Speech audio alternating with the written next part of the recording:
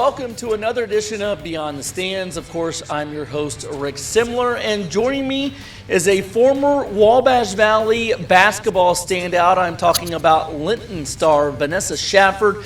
She's joining me from the University of Southern Indiana, where she's wrapping up her final season of college basketball. Vanessa, great to catch up with you.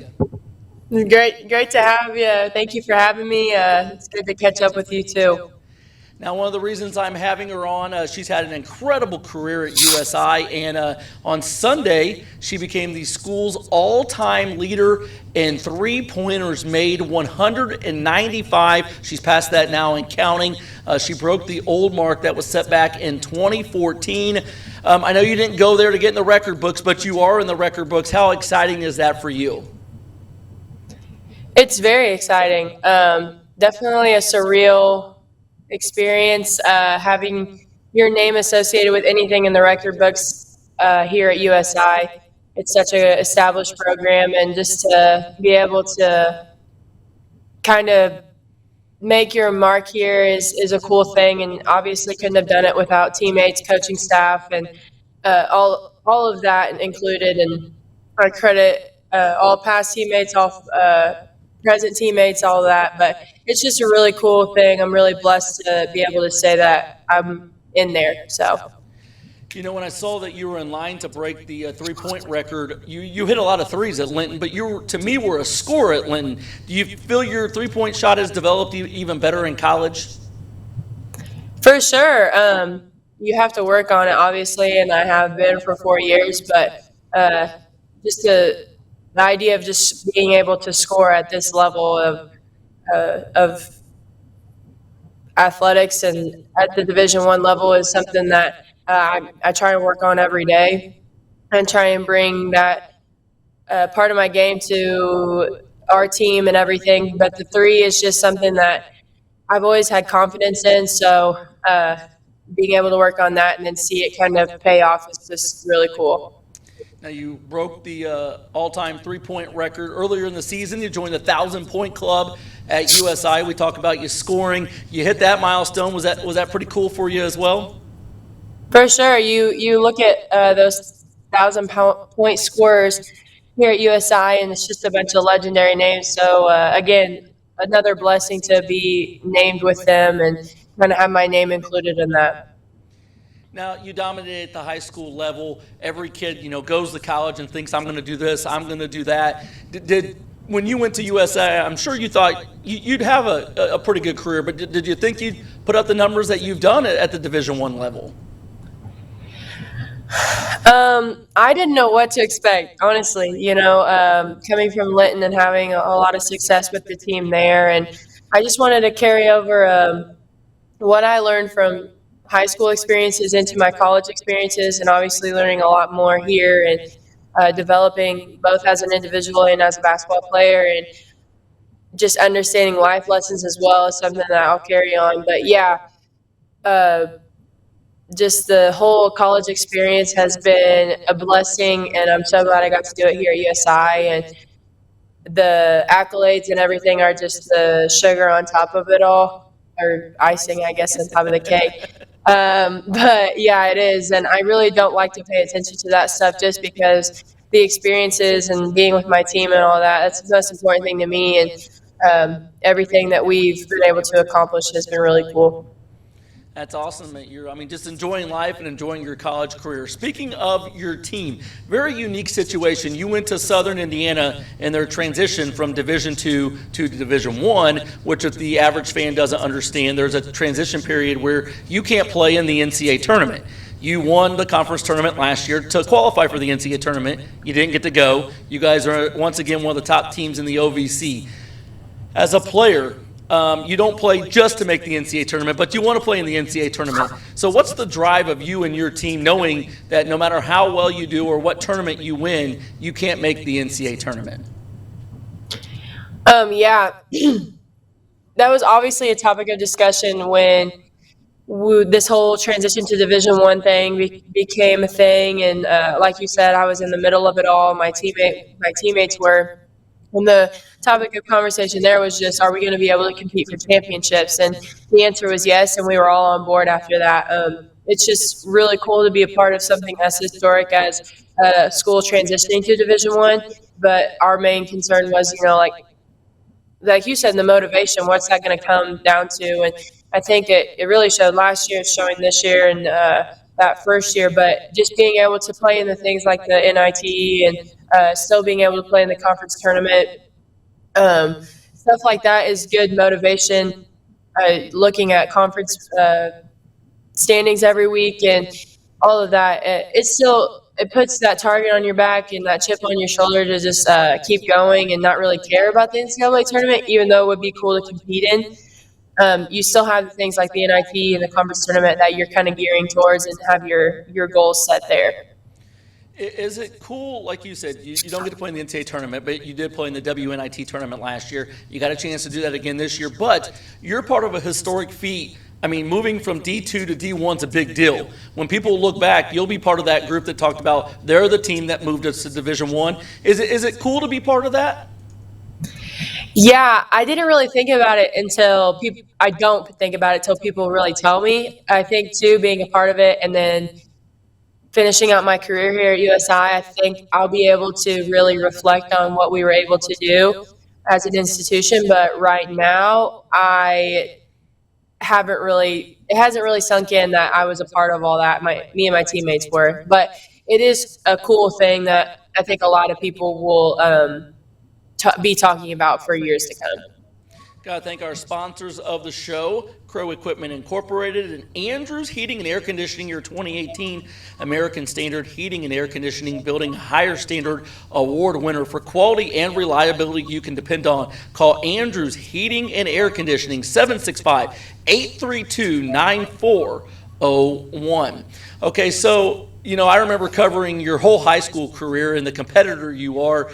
Now, your college career, as it's about ready to wrap up, just how better of a basketball player are you than, the one that tormented everybody here in the Wabash Valley over the years? I'd hope I'd make big improvements from then, but I just think overall maturity as a player, I had to become bigger, faster, stronger as soon as I came here in the competition that you're playing against. But just the maturity, the growth that I've had in the mental aspect of the game, and then physically, just adapting to the college play and the speed of the game and stuff like that. And these 4 years have really taught me a lot as far as becoming the best basketball player that I can be. And I'll always look back on that and thank USI and the coaching staff for that. But I would say just maturity and growth in the mental aspect more than anything. You played a lot of college basketball. You played ranked teams, good players. What's the toughest team you faced during your college career, and who's the toughest opponent or player, I should say, that you had to go up against in your college career? You're going to make me have to think on that one. The toughest team? I got to think back to... Putting you on the spot. I'm sorry, I'm taking forever to think. No, you're good. Toughest team, I would say any of those like Power 5 teams we played. Did you have an opponent that maybe played in the WNBA or, that was really good that had to go against a player? I think we were always like the year behind, but I'm trying to. Oh, you're fine. I can't think right now, but I would have to look back, especially in my sophomore year, and see who we played and stuff. But I can't remember a lot of them, I'm going to be honest. Hey, no big deal. That, like I said, we just put you on the spot there. Appreciate it, though. Okay, so we talked a lot, and we mentioned Linton, your time. I can't help but not go back to your Linton days. Now that you're several years removed, have you reflected just how dominant, especially those last 2 years when you guys won state, just how good those minors teams were? Yeah, I have had a little bit of time to reflect on that one. Just from simply coming home and realizing the impact that it made on people and the town of Linton.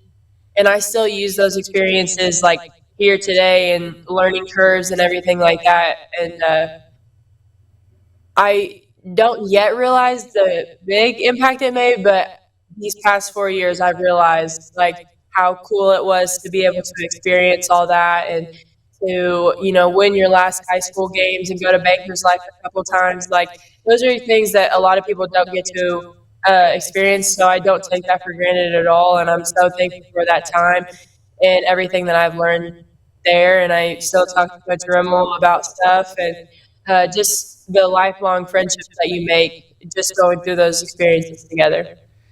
You know, my 20 plus years, I have no problem saying this. It's not because I'm talking to you. That Linton team that came through was the best girls team I ever covered. I might have covered better individual girls players, but as a team was the best girls team I ever covered. I have no problem saying that. People get upset about it. I mean, you guys just dominated everybody, especially your guys' senior year. Did you feel, I mean, it was 1 through 4A in classes, but that you guys could honestly play with anybody in the state? I mean, yeah, during that time, yeah, we did. And I think that was such a crucial part to our success is having that confidence to be able to be like, we'll take anybody any given night. And I do appreciate you saying it was the best stuff. And it felt like that during the time. Coach Rimmel just kept that chip on our shoulder, which was really cool. But yeah, I think it was just the confidence of it all and being able to compete with anybody that wants to. So that was a cool experience as well. We'll get to my buddy Coach Rimmel in a second. There's very few like him. We'll talk about him in a second. The other thing I think that was incredible about that team, and it could be a great message for teams out there now. You had 3 superstars: Haley Rose, Aubrey Burgess, and you. All 1,000-point scorers. You all could have done 2,000 points in your career. But I feel like you kind of sucked up your egos and said, "We're going to get ours some night, but we're also going to win." You don't see that a lot in sports today, where you guys kind of gave way to the individual stats so you could win. How key was that for you 3 to do that? I think it was crucial to the whole success of the team and understanding those roles and what we needed to do every night and day in and day out and pushing each other and not really caring about those individual things, like you said. And I don't think we win 2 state titles if not just us 3, but anybody on the team doesn't accept their role and doesn't take that in. I think that was the cool part about it is no one really cared about individual things. All they cared about was winning basketball games, and those are the most successful teams that you see go the farthest. So I think that was a perfect example of that and a learning tool, especially for all of us. Now, I said we got to talk about my guy Jared Rimmel. I got to cover his playing career. I've been here that long. He was feisty as all get out at playing basketball. Then coaching, he kind of was the same way. Just talk about, I mean, he's that guy that, I mean, he's good at everything he does, but you would think that he's the ultimate underdog. He has that chip on his shoulder that everybody's against him when they're not. Just talk about what it's like to be around him and, play for him and just his mentality. That is my favorite thing about him, probably. I hope he doesn't listen to this because I know he will give me some sort of crap for it. But no, that's like one of my favorite things about him is he always knows when to push and when to pull back and make it a learning experience. And, that was my thing. He knew when to make me mad and get the most out of me, and he knew when to just explain something to me in simple terms that I really wasn't understanding. And his competitive nature is something that I've been able to take here with me too.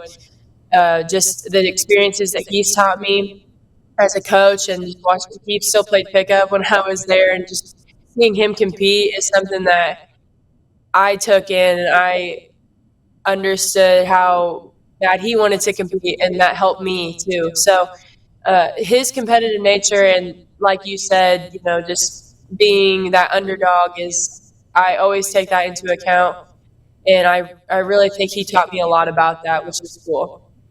And Coach Rimmel has since moved on from Linton, had an incredible run, now coaching over in Illinois and Robinson, and I got a feeling the Maroons will be good here very soon with him leading the way.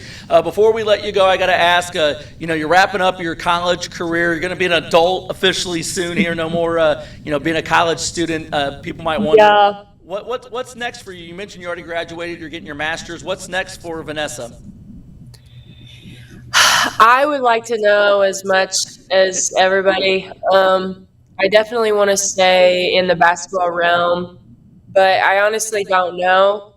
I'm kind of just being where my feet are right now with the season and everything, and kind of talking with people and figuring out what I want to do, whether that's play more or try and get into coaching, stuff like that, or even if I just want just to stay in sports somehow. So um, I'm trying to figure that out as well, and hopefully it will be soon because I would like to have that figured out. But yeah, just trying to stay in the realm of sports. Good deal, and I got a feeling no matter what you do, on and off the court, you've been nothing but a winner. So I got a feeling big things I are in appreciate store it. for you in the future. Thank you. I appreciate it. Vanessa, appreciate talking to you and finish your college season strong. Of course, we're following you up here. That does it for Beyond the Stands.